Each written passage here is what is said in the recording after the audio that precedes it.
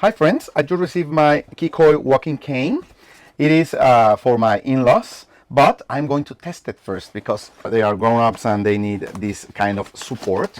We bought this one because we like first that it has four legs, four points of contact with the floor.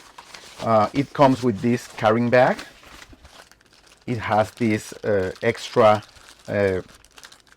handling soft parts, and it has all the hardware you need to put it together. Let's do it and test it. It can be adjusted from 30 to 40 inches height. These are replacement parts for this soft hand part. It also has this name tag. Okay, that's it.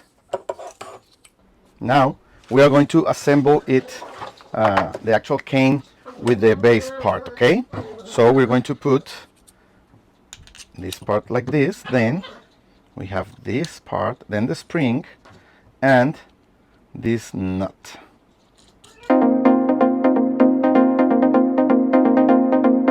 Perfect.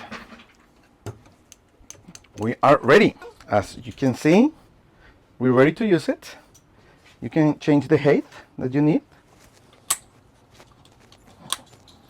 and we can turn on the light. We're going to test it outside. I want to show you how, if we use the light, we are able to see where we're going.